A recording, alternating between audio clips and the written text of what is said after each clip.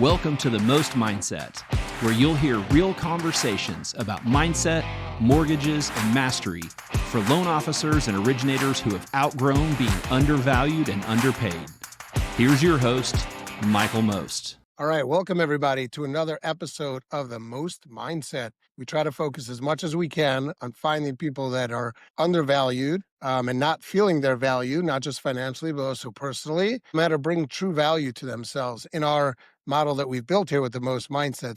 Today's really exciting for me because I have Chris Ryder, who's a very close friend of mine. And up until this point, we've been having a lot of these interviews with other loan officers like myself. Chris is the first real estate agent that has agreed to come on today's podcast and share his views of how he sees the market, how he sees relationships with bankers, what he's known, what he's seen for a while. I'm super excited to have you. So Chris, welcome. Thanks, Michael. It's great to be here with you. Always fun to chat with you. We've known each other for a long time now, been through highs, lows, everything in between, but we make it happen. That's why I call you the Miracle Man, Michael Most. You should know I labeled this The Most Mindset, but maybe I should switch it out to Miracle Mike, right? But it's really great. And you know, I think you and I were talking about this the other day, and it's interesting to just share with other people. I don't like cold leads, as you've gotten to know me pretty well. You probably do a pretty good job at turning a lot of cold stuff into warm and warm into hot, obviously. But as you know me as a person now, I'm really not a cold lead guy. What's interesting is that at a company I used to work for years ago, it's kind of how we met. There was someone in my office that was a designated person to call all the agents in the area and say, hey, do you want a meeting with Michael Most? Which I found a little strange at the time because it's like, I don't know, pick up the phone and make the call yourself, right? There was this like prestige around, like, let me get a call. And I remember meeting you for the first time over the phone. And then eventually I think we went to drinks at the Grove. What's it called again? At the Grove upstairs. And I introduced you to bourbon. And you were like, what is wrong with this guy? And it kind of morphed from there into a really close friendship. Had you at a lot of my kids' personal things. You've met my kids. We've gone out together, done stuff. So give us a little background in your version of how we met, how this kind of came to be. And have you had any similar relationships? Because for me, I haven't. Like I really regard our relationship as one of the closer relationships I have in this business. So give us just a little backstory on how we met in your version. Yeah, you know, it's funny that you bring that up. I've never done that before or since, gotten a cold call from an agent and agreed to a sit-down meeting. Never. Again, never before, never since. Other lenders I worked for either or worked with were just brought by the client by the time I got them as a buyer, they already had a broker they were working with, or they had a specific need that they wanted to get somewhere else. Otherwise, you know, I bring people to you because you just get it done. Everybody loves you. But I think at that time, that was my third year in real estate and I was growing in 2019 and just our conversation on the phone, I just felt there was something a little bit different about you. We shared a certain approach, I think, like a personal yet professional way of going about business that really clicked. And then we met. I remember you thought it was from New York. And I'm actually from the San Francisco Bay Area, which is the opposite of New York in many ways. And at first I was like, what are you talking about? You think I'm from New York? What made you say that? And he's like, well, this is what. So I think what it about me and you is that we're just straight talkers. We're honest people. Sometimes people think of New Yorkers as rude, but really they're just direct and honest. And I find that people really appreciate that. Honesty with any business known as sales related is hard to find. And you and I are both honest people that people trust. So I think that's kind of how we ended up connecting. Yeah. And it's an interesting correlation because for me, one of the things as most people that know me, I'm an Orthodox Jew and you're an Orthodox, Christian. So It's kind of like very interesting for me.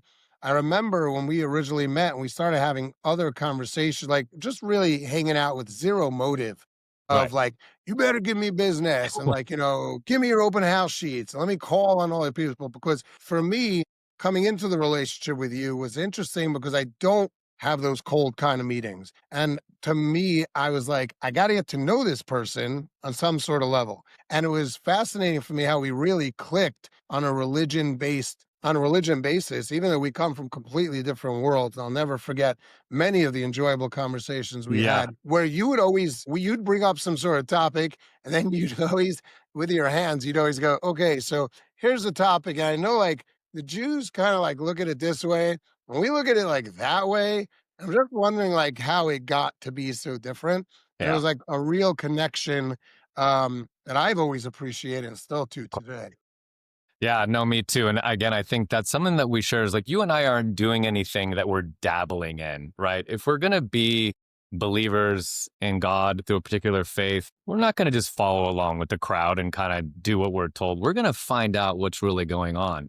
Having done that more on the Christian side, which obviously is adjacent to Judaism in so many ways, I always know that unless you're talking to an insider, you don't know the story. So that's why I've loved so many of our conversations about it is, and I tell my Christian friends, I'm like, the Jews don't see it the way that you've been told at church that they see it. They see this topic differently. And they're like, how could that be? I'm like, perspectives that diverged 2,000 years ago, but still with communication, you can have understanding. And again, I think that's probably what people like about us. We listen, we understand, and we don't just try to like put our view onto other people, what they're thinking, what their beliefs should be. And again, it's a really rare thing. People don't like to listen. They just like to talk. Although we both like to talk, of course. Well, I think we like to educate when we speak, and like share our opinions and values. But one thing is for sure, we both believe in a higher power. We both believe that although we have confidence, we don't drive ourselves through egos. Good segue into, let's back up for a few minutes. I mean, like this is a good, segue into what got you into real estate. So it's 2019, right? So like Yeah. you're a smart guy, grow up, obviously in San Francisco, as you mentioned before. I believe you were on the verge, you were a pastor or rabbinic of some level. Like you had a path that definitely wasn't selling real estate from a young age. So maybe, and slowly even, like there's no rush here. Walk me through like you as a kid and you going to college. Like, what was the big vision? Was it going to be like an astronaut or, All a right. pastor? Like, where was it? What did you want to do as a kid? It was funny. I really had these two different streaks in me. I had a legitimate business streak. Like I was the kid with the lemonade stand. I had a bike repair business when I was 12. I had a paper route when I was 14. 16, I worked at a deli. 17, I got a job at a movie theater. And then in college, I worked. And I love business. And I always was very entrepreneurial.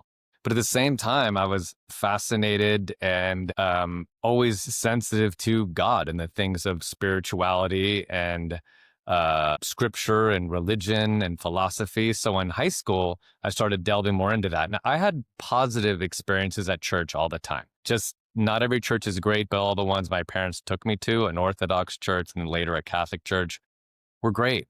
They were good people. They were sincere people. So I didn't have any of the baggage a lot of people bring to religion. You probably experience that too. People have bad experiences in the Jewish faith as well.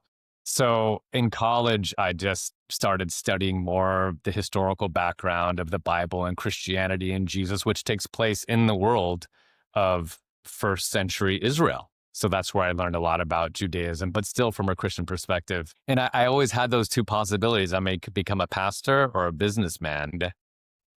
I eventually, in 2004, having already been in the business world, took 2 years off and did a master's degree in theology. Yeah. Wow.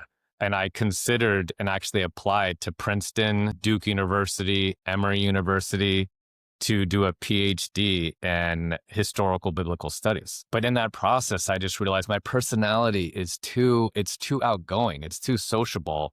And a PhD in New Testament is in the library 8 to 10 hours a day. And that's just not me. So I went into the business world. And then not too long before we met, 2014, 15, 16, I got really involved in a local church and I became kind of like a non-professional pastor. I taught classes on ancient Near Eastern history to put the Bible more in context, other kind of spirituality classes.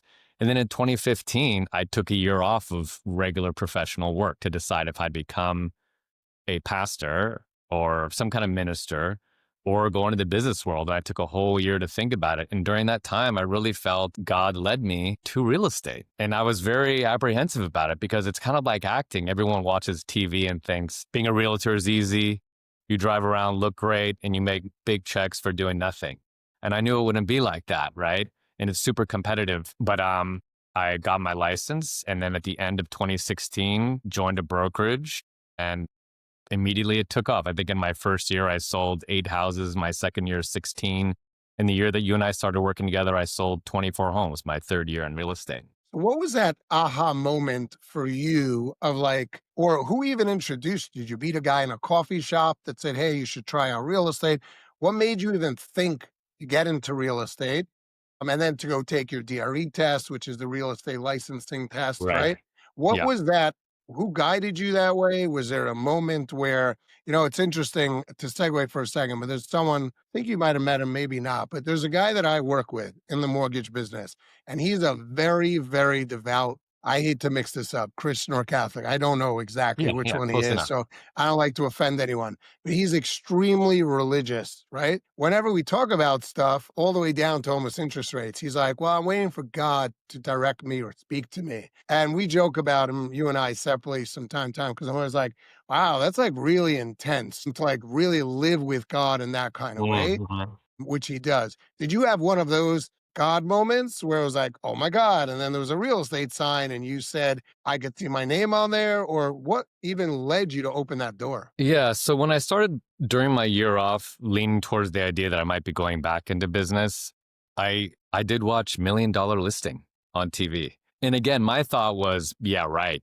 You can't drive around LA in a sports car and do deals and make lots of money, can you? Right. So I kind of had this, I want to, but I just thought it'd be too hard. It'd be like someone saying, Michael, you're handsome, you should become an actor. You'd be like, right. So I had a few people encourage me. I thought it looked amazing, but I did have a few experiences that I took as signs from God. I had a dream, and in one of the dreams, I was talking to Josh Flagg on the phone, and it felt different than a dream. I felt like God might be nudging me in that direction, and I ended up joining the brokerage he was a part of initially, Rodeo Realty. And then I kept running into his grandmother randomly. Like me and Josh Flagg's grandmother watched Anchorman 2 together in December of 2016. I mean, what sense does that make? But it just there was enough coincidences combined with my desire to where I thought this could be God speaking to me. And of course, I pray about my big decisions, and I would have more of a feeling. I didn't hear like a clear voice or anything, but I just have a sense that I should go for it. So I took a risk. Yeah, and I think you're bringing up such an important point because even for me, I was pretty hooked. It's funny because I originally learned about Million Dollar Listing to give them another plug because I think they deserve it. Ryan Serhant and I had done 2 deals together. I knew who he was, but I had done deals with hundreds, not thousands of agents in New York City. I knew who he was. We would text, we would like speak once in a while, whatever. And then we weren't close in any sort of way, but we had done deals recently together when I was at Citibank. And I remember there was this show that came out, Million Dollar Listing. I remember turning to my wife at the time going, wait, I know that guy. Like, that guy, like we just closed some deals together. And for me, it was very, it hit home a different experience that you had. Cause to me, I was like, I understand, like, no, this is real. Like I've done deals with this guy. I didn't know he's on a TV show.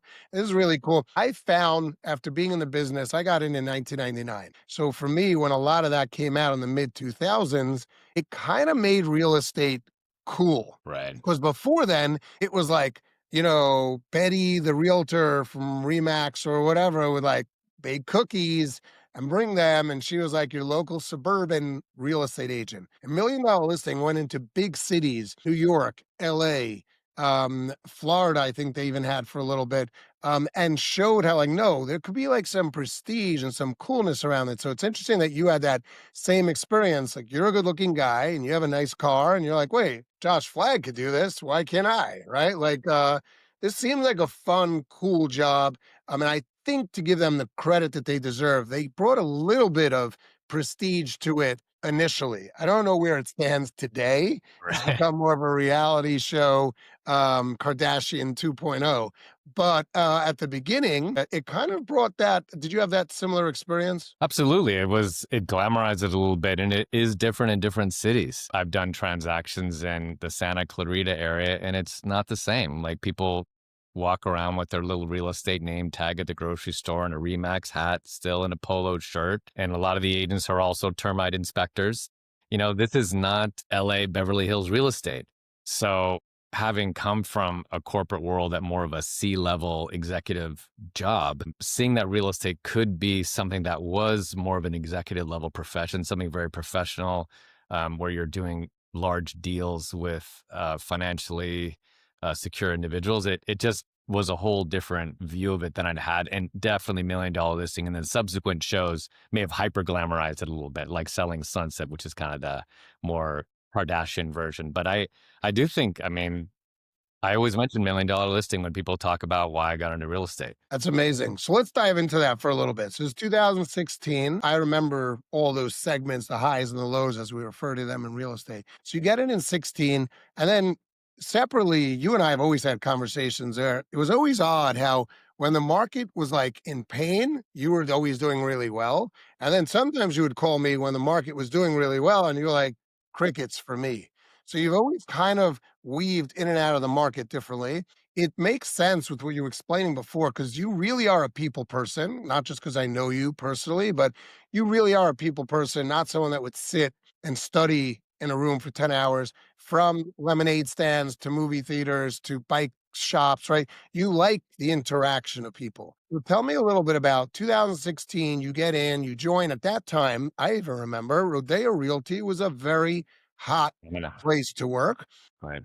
I don't know where it's at today, but at that point, it was a very prestigious place, had a great name. You get into the business. Give me a little bit of the hard knocks or how you start to see some success. When did it how did it formulate for you visually that I think I could figure this out and I could see myself having this as a long-term career? Yeah. My approach was more of an entrepreneur starting a business than a salesman getting a job. And I think that's the number one mistake people make. Someone, maybe they're in a career or they're even maybe they sell software. Like I did that in one of my previous jobs, but they mistake real estate for being a sales job that's 100% commission. And it's really, you're starting your own business. I got as much training as I could, but realtors are generally not trained. But Rodeo Realty did have a 4-week training program where they did teach you the nuts and bolts of filling out contracts, doing inspections, doing listing appointments. And I went through that program twice. And it was kind of like a joke in the office because most agents wouldn't go because they said, it's all the way in Calabasas, I'm not going. But I went twice and I really hit the ground running. I think I did my paperwork at the office in September. I closed my first deal in mid-November. So I hit the ground running, but I just kept thinking, how do I become people's trusted advisor for real estate? Whether it's my friend group, my church group, receiving a lead from Zillow or any other lead source, how do I show these people that I have their best interest at heart? And that was how I was thinking I would gain clients, gain trust, build, and then build through referral after that. So at that point, right, you're getting all this training, and where do you even start? Like your first deal, your second deal, is it just, as they say, you enter your Rolodex? How did you build a business from scratch? Because I think what you said before really resonates with me, and I think a lot of people that listen here, many times people, just to repeat what you said, many times realtors think that they're going into a side hustle, commission-based job. But the truth is you were starting your own business. And we'll get to it later with Paraclete and stuff, but that's always been your vision. Right. So how did you even get that started? What was your business plan? Yeah, so I knew that you're really going to have two general buckets. There's going to be friends, social sphere, groups that you're a part of, and then any kind of marketing, advertising that you invest money in. And many agents that I joined with just were totally adverse to spending any money. But I'd started retail businesses before, and there's no fantasy that you can start a business without investing a lot of money. So I spent money on Zillow leads. I invested in a great website, which you needed at the time. So I definitely created a very professional storefront. And with my friend, my first deal was literally my roommate. I didn't even know he wanted a place. We were renting together, and he goes, dude, I want to buy a place. I said, well, let's go. That's fantastic. Yeah. And within a month, we found him a great place. I mean, again, for so little training that we're given, I didn't even know what the real estate digital lockbox was. It's called a Supra box. I didn't know what they were. I'm showing homes. I call the listing agent and I said, hey, I'm trying to show the house you've listed. How do I get in? And he goes, it's on a Supra. And I just go, what is that? I had to call my Rodeo office manager to come out and open it for me. So again, how little training we're given, even with the training that I had, no one would think to train a new realtor, how do you open a lockbox? But if you don't know about it, you would have no way of knowing. So at that time, I was, again, very involved in that church. And naturally, the way I am, I share what I'm doing and what I'm about. So people quickly realized I was a realtor. And because I was a trusted person at that church, they naturally would give me a shot at helping them buy or sell a home. And then the Zillow leads were a big part of my business for those first few years as well. So let's segue into lenders. Not just that I am one, but as an agent who's out on the street, what are you looking for when you originally meet a buyer? I'm sure many of them sometimes tell you, oh, well, I have my credit card with Chase or whatever. And there's always that road where there's a soft balance of, can you steer them away? Can you not? Right? Like you and I have had a couple of incidents where there were buyers that you tried to refer to me. They were dead set on using their banking relationship and then calling you to complain later, wait, I'm paying thousands of dollars in fees. Right. And you're like, I kind of told you so. So for everyone that's listening, how do you gauge and then how do you try your best to advise those clients? What are you looking for on the lending side? Where do you find success? Where do you think maybe we could do better in understanding how to help and support agents? Yeah, I think what's great about my side of the business is people know, especially when you're coming from the buyer side, which is usually when people find their realtor, when they make their purchase, and then hopefully they call the realtor to make their sale. So usually when we're first engaging a client, we're representing them as buyers. So they know that in most cases in California, it's the listing agent who's paying me. So they don't have to worry about that. So I'm free to them. So all they're evaluating is service. But when it comes to a loan, they're evaluating the lenders based on a number. And that's the critical mistake. Very understandable. You think, okay, Chris is going to help us. We trust him. As far as the loan, we just want the cheapest loan we can get because they're all the same, right? They've never done a deal before. They don't know how bad and how difficult to work with some mortgage brokerages are. They don't know how bumpy a escrow can be and how many ways it can fall apart like I do. So the main massage for me is to help them understand that while you do want to get the best rates you can for your loan, your situation, you need to work with a lender who can get this deal done, stay in touch with you, keep you informed, work closely with me, and then make sure that this transaction smoothly makes it to close. And I'll even assure them, you know what? Even if it isn't the lowest rate for your particular loan, the time will come 6, 12, 18, 24 months from now. You can refinance when it's less critical to have a skilled, experienced worthy mortgage brokerage. You could just call your, whoever, if you want to do it at that time. But usually by then, they have a trusted broker and they end up going back to them because now they know. So that's what I try to help them understand is there's more to getting a mortgage for a home than just that little interest rate, just that little number. It's very interesting because for you, like you said before, when you meet them, the fact that the seller is paying your commission, they already trust you and they don't feel like there's a transaction going on versus what I hear you saying is that when they meet the loan officer, and this is great for loan officers to hear, they almost size you up more on the transactional side. It's almost comical, but maybe loan officers should start telling borrowers, hey, use me because the seller's really paying my commission, right? Maybe that'll work. No, you're not paying it. And it's funny because a lot of my colleagues, and you hear this said a lot, and this goes in line with what you're saying, I just never put two and two together before, is many times I go, look, the bank is paying me, not you. And I'm always like, that doesn't make any sense. A borrower should figure that out. But to your psychology that you're explaining, maybe that does help. And that's why a lot of people use that as a sales technique. You're not paying me, the bank is, so let me go fight for you on your behalf. And it is the largest financial decision many people have to make in their lifetime. There is a huge piece of trust. So when someone comes referred by someone that's already trusted like yourself, goes a very long way. Give me your funniest interaction, like your craziest story that you had. And it could be someone falling down a flight of stairs to someone falling out of a helicopter. But in your business, in all the years, what's your funniest takeaway that's made this a humorous job to be in? Yeah. Well, this one is doesn't involve humans as much as it involves other forms of life. I think it was one of my second or third transactions. It was this couple from church in 2017. I'd been in for 1 year, so I've got my feet on the ground. I know what I'm doing. And I'm trying to find this couple a home that's moving from like down around Koreatown renting to the valley, right? And I'm doing the shopping for them because they have a kid on the way. They both work. So I have an assistant with me, and we're going to 5 or 6 houses a day using the lockbox and making videos for them. So as you know, each home, the way you access it is different. Sometimes the listing agent will show you. Sometimes there's a combo lockbox. Sometimes there's a digital lockbox. Sometimes there's multiple keys you have to get through. Sometimes there's an alarm. Sometimes there's pets. Sometimes there's all of the above. But when you've lined up 3 days of about 15 different ones, it's hard to keep track of exactly how all that stuff is. So it was an afternoon. It was starting to get near traffic, and I think it was the 4th house of the day I was showing with my assistant, and we went up to the door. I got the key out of the digital lockbox, and then when I turned the key in the door, the loudest alarm you'd ever heard went off, flashing lights everywhere, and the door cracks open, and a cat shoots out the front door at 80 miles per hour and just starts tearing down the street. So I tell my assistant, go after the cat. I go in and start trying to like figure out the codes. Like, did I forget the code? What happened?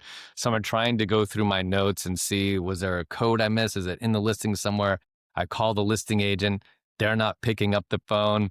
And I know pretty soon the police are going to be there. This alarm is going off super loud. And there was no code. The listing agent just forgot to put that information in there.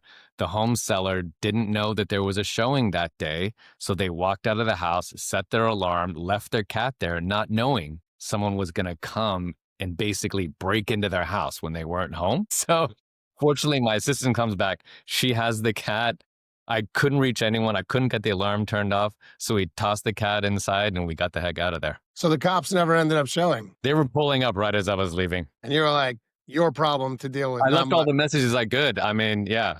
So I didn't want to get taken downtown for burglarizing a house. And I was like, I'm the hero here. I saved the cat. Correct. It's anything like that can happen.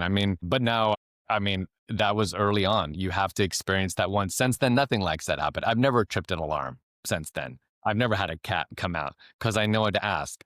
Are there pets? Is there an alarm system? Oh, yeah, you're right. It just happened this weekend. I went to go schedule a place. The listing said that you could schedule it on showing time and go direct. So I scheduled it all. And then I told the realtor, just so you know, I'm going to show your house. He goes, what are you talking about? Someone in his office had put that on the listing. He didn't know about it. So the whole thing was, you've always got to check. So you've also done some flipping as well. Yeah. As an agent. Give us a little bit of background on that and some experience you've had. Do you recommend it to others? What did you learn from it? What's that experience been like? Because there's a lot of agents. It's not uncommon that many, many agents in Los Angeles and in the major city, I should say, of Los Angeles are big time flippers. And many of them that hold real estate licenses are not actually practicing agents.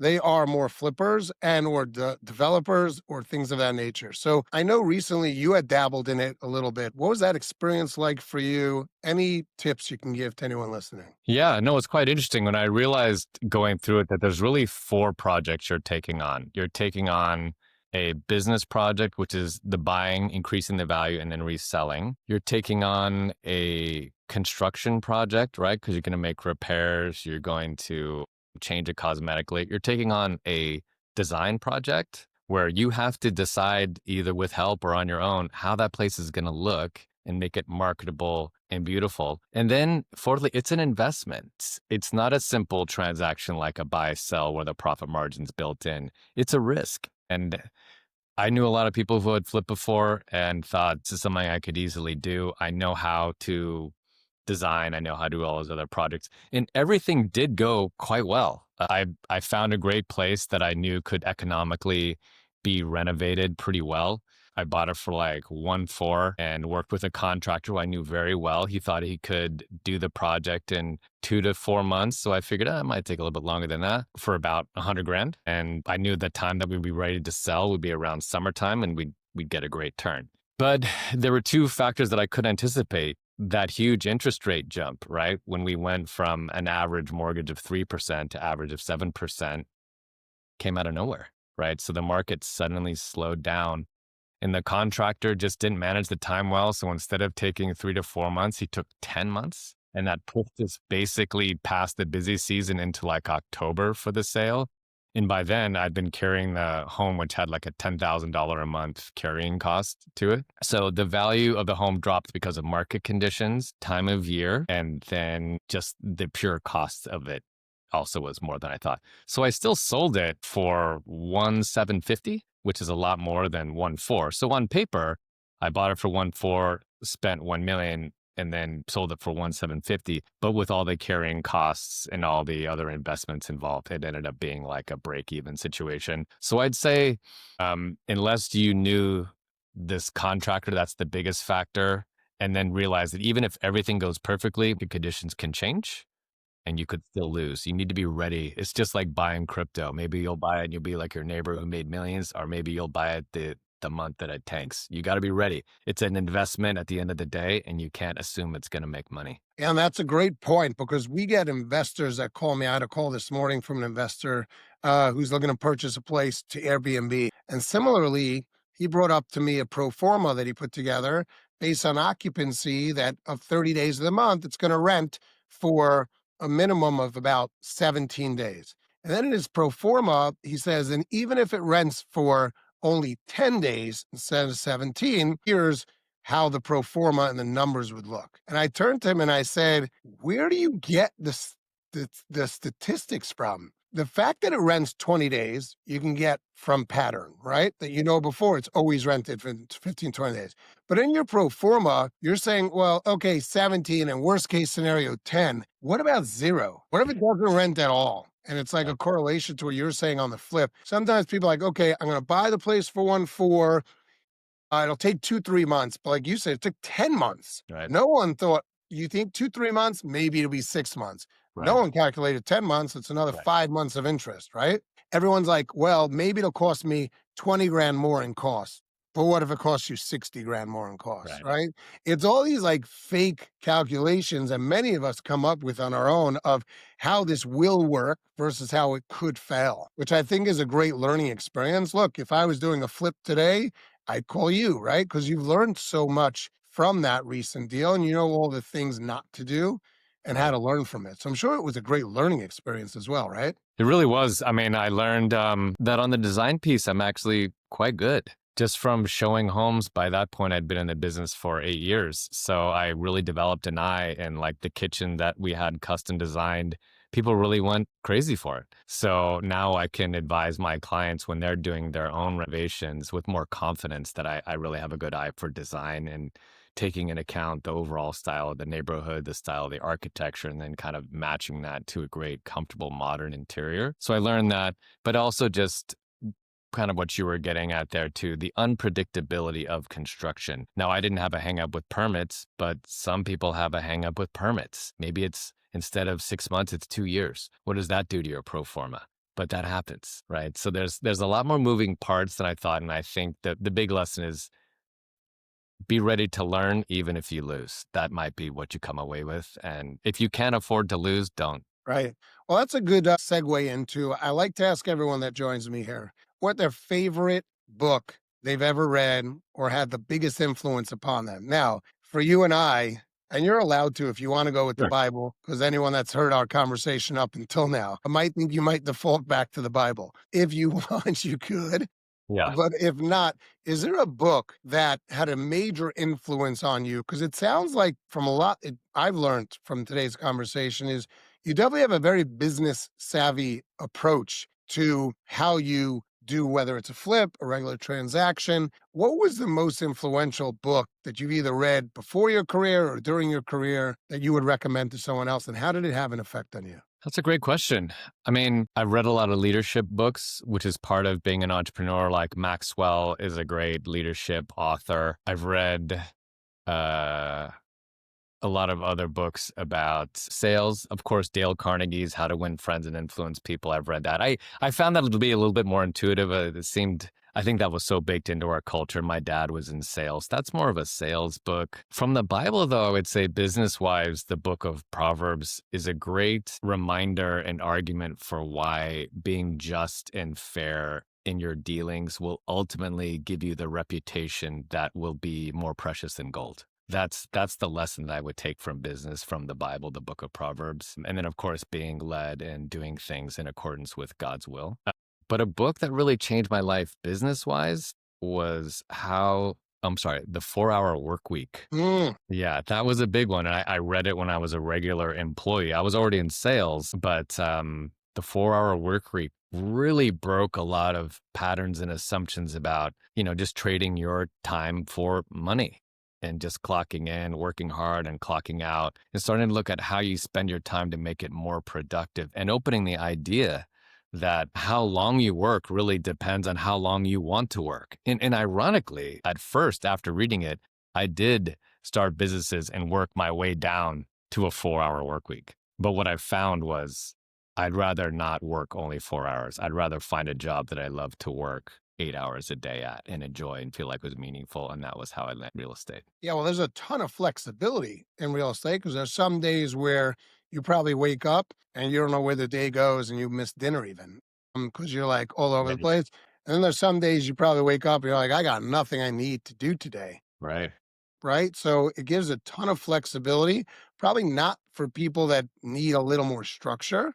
But for Absolutely. someone like yourself with an entrepreneurial spirit and the approach to things, it probably works out really well. Yeah, it really does. And that's one of the things in the 4-hour work week is once you stop being under someone's direct supervisory control, how are you going to discipline yourself to do what's needed to be productive? So I had to learn that lesson, and I happen to take to it because I'm motivated by loving what I do, taking care of people, and earning.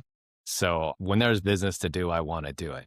But not everyone is like that, and it's not for everyone. Many people crash in real estate because they wake up, they don't have a schedule, and they scroll TikTok all day. Nothing wrong with TikTok, but it's not for everybody. You've got to be already proven self-motivator, someone who makes it happen and will work the time that you need to work to get done what you need to get done. And that's, a good segue as well into what this is really all about. Why I do this podcast is because it's really about a mindset.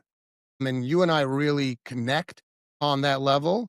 And I appreciate that you made the time today, even just to share how your mindset works, right? Because what I try to teach and coach and help anyone around me is if you have the right mindset, the rest will really work. Mm. Failing to plan is planning to fail in my head. So you have to have the right mindset. How do you go about things? You're not going to always be right. I'm sure you could attest to that. But you have to have a mindset and a goal in mind as to what you're trying to get from the other end of this, right? So that at least you go into it with the right energy and you put your best effort forward. Generally, most of the time, you'll get the outcome you want, or you'll adapt to whatever the outcome may be. Yeah. Yeah, no, I agree. So you're asking like what my mindset is or what the mindset is I Yeah. try to keep. What is your ultimate mindset? Yeah, that's a good question. I default to a business mindset, wanting to get it done, make it happen. That's kind of like the engine behind the mindset. But I was really relieved to learn recently when I was reconsidering my new marketing plan for next year that still the top realtors are not the mass marketing masters, the ones who have some kind of crazy online lead generation program that gets them 50 listing appointments a month. It's not them. The top agents are the most trusted advisors. So when I sit down and think about how do I attach my engine of achievement and getting deals done to my goal of selling homes, is to be that trusted advisor. So who around me can I be a trusted advisor to in finance and real estate? That's that mindset. Who do I know? Who's in my world who needs to know that, who needs that help? Because everyone needs another trusted advisor, right? Again, that kind of makes me think back to the book of Proverbs, the value of wisdom, right? Everyone wants wisdom, and good wisdom naturally brings wealth, but it's not always easy to find. Well said. Well said. Well, I appreciate it. Thank you, Chris, for making the time today. I appreciate our friendship. I definitely look up to your mindset. That's for sure. Always great hanging out with you. Any last things or words of wisdom, I should say, that you want to maybe share with anyone? Yeah, I think again, if I think about other realtors watching this, I would say be a trusted advisor and get off your butt and put other people's needs first, and you'll get your paycheck. Don't worry about that. To lenders, I would say, remember, people are trying to compare you based on rates, but make sure they understand that when you're buying a home, it's really about knowing what it's going to take care of them and get the deal closed. And to buyers and sellers at home, say, remember, this is still a personal business, and working with someone you trust is better than all the online searches and all the data that you can come through on your own, because at the end of the day, it's one person selling a home to another person with experts in between to help it go smoothly. Very well said. Thank you again, Chris. Really Yeah, man. appreciate it. Looking Yeah. forward to catching up, seeing you soon. All right. Take care, brother.